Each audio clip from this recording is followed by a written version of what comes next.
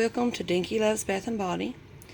If you haven't been to my channel before, this is a channel to promote my business, to show things that I make, and I do reviews sometimes on books or recipes that I purchase. And someone asked me to do a tutorial of my cream soap. I've not made this soap probably a year. But and it's a very slow process. It has to cure for 6 months. But we're going to make some. And this is not my recipe. This is a recipe on Facebook, on a cream soap group page. Michelle Klessig posted this recipe for those in the group to use. So I cannot give you the recipe, but I can show you how I make it. I will tell you, in this pot is stearic acid, coconut oil, sunflower oil, and vegetable glycerin.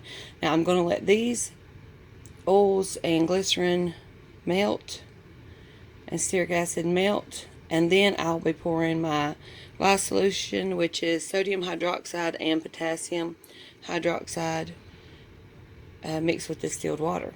So I'll be back in a few to show you what it looks like. Okay, I'm back and wanted to show you what I've done. I was using a smaller crock pot. It was too little. So I moved up to my bigger one. And these crock pots are just for soap making. I don't use them for cooking.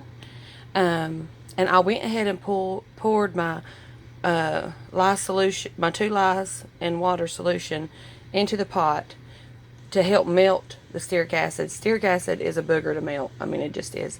So now I'm going to stick blend and get this melted up real good, and then it will cook for 3 hours. So here's what it looks like right now, and I will probably do this video in clips so that you can see the progression without having a video that is 3 to 4 hours long, because that's just too long. So just to give you an idea of what it looks like in the start, this is your stearic acid, coconut oil, sunflower oil, glycerin, vegetable glycerin, and your lye solution poured on top. And I'm going to stick blend it, try to get these things melted so that it can get cooking. Okay, I'll be back in a little while. Thanks. Hey there. Okay, everything has been stick blended together. It's still not fully melted, but it is getting there. I had to switch to a bigger crock pot because, if you did not catch that earlier, because I didn't give myself enough room in my smaller crock pot. See how little that is? This is a small one. And I have used the small one to make a goat's milk cream soap, which was really nice. This cream soap makes a beautiful shave soap. It's almost the consistency of whipped bath butter, if you ever make that. It's not a true soap. It's a soap made with surfactants instead of lye. And I do sell a lot of that. But this is made from scratch with lye, potassium hydroxide, and sodium hydroxide. And it's very mild. This soap cures for 6 months. I've heard some people say they didn't cure it that long, but the longer this cures, the better it is. And it's so mild and creamy, and I'm telling you, it's just amazing on your skin. This is, I make this for a shave soap. That's what I make this soap for. And a whipped shave soap. And I've not made any in about a year. And I had a few people ask me for it, and someone asked me to do this video to show how I make it. So that's why I'm doing it. And hopefully y'all will learn something and make some yourself. Go join the Facebook group for cream soap. You'll learn a lot, and it's just wonderful. But when I got into soap making, I wanted to make every kind of soap, and I wanted to try all processes. And which that's been a few years ago now. But this is by far one of my favorite soaps. This is a high foaming cream soap because it has so much stearic acid. Now, some people do not like using stearic acid. It's not their thing. They want to just use butters and oils, and you can do that. And there are recipes out there for that. But I like this recipe, and I think it's really good. And stearic acid gives this a creaminess, and I like. So we'll be back in a little while to show you what it looks like through the phases. Thanks so much. I'll be back in a minute. Okay, it's been about an hour, and I'm letting the stearic acid and the coconut oil is already melted. The stearic acid looks pretty good. I am going to stick blend this again to make sure it is completely emulsified together. This is, again, just a reminder, stearic acid, coconut oil, sunflower oil, and our two lye combinations in distilled water solution. So we're going to stick blend, and this has to cook for 3 hours. And we'll show you the process. This will go through stages. It will get thicker and thicker and thicker. Your typical mashed potato stage, applesauce looking stage, we should get all those. So just a quick reminder of what it looks like. I'll get it close up. I know that when you make cream soap for the first time, you want to know you're doing it right. So, and I kind of just did it on my own, and followed a recipe and did what I knew to do with the soap making. And I watched a few videos, but mostly it was just me, and it is nice to have somebody to talk you through it. So I hope you will try to make it, and I can't wait to show you the finished product at the end of this video. Thanks so much. We'll check in another hour or so. I'm checking on the cream soap again. It's been about 20 minutes. And that last stick blend really thickened it up. Now this stuff gets so thick, you can't hardly stir it. But you just keep working it.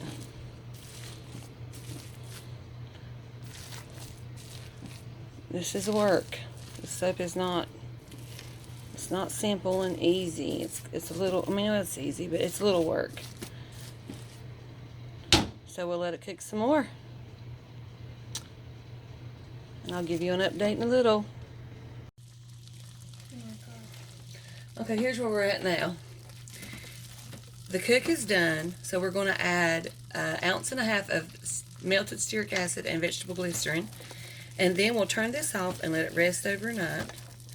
As you can see, it's very thick. Now, you can use a hand mixer and try to mix this. I don't, because it's rough. So I just hand stir in. I don't want to tear my mixer up. I just hand stir in the extra stearic and glycerin and let it sit overnight. Then tomorrow we'll whip this up and put it in a bucket with a tight lid and let it cure for 6 months. And I'll show you the whip tomorrow. What actually makes it look like cream soap. I'm sure right now you're thinking, that just looks like a mess. It don't look like cream soap, but it will. It will. Just gotta have an imagination, and you just go through the steps. So I'm gonna get that melted stearic acid and glycerin and stir it in right quick. Okay, I've poured my extra stearic acid and good gracious, I can't think today, glycerin in here. And we're going to stir it up. Now this is where some people take a mixer. I can show you how it does with a stick blender. It's not, it's hard to do. See, I mean, it's so thick.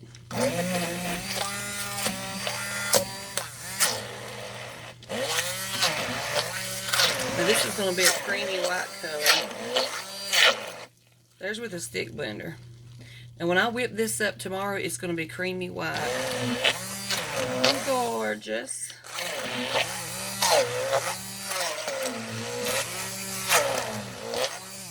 I really don't want to burn up my stick blender, so we're not doing that. I'm just going to mix it by hand. Put some elbow grease into it. Get your drawers done.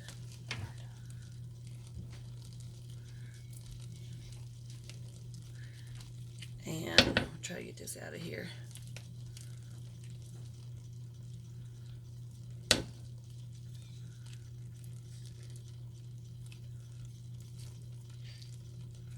So you have to wait a long time on this soap once it's finished cooking before you can work with it or sell it. You've got to wait at least 6 months. And you might say, that's ridiculous. Look, if you don't wait the 6 months, it's not going to be as good. I've made this several times. The 6 month mark is the best mark. It's awesome. And you might say, what makes it so awesome? Well, it's just so mild and creamy and wonderful.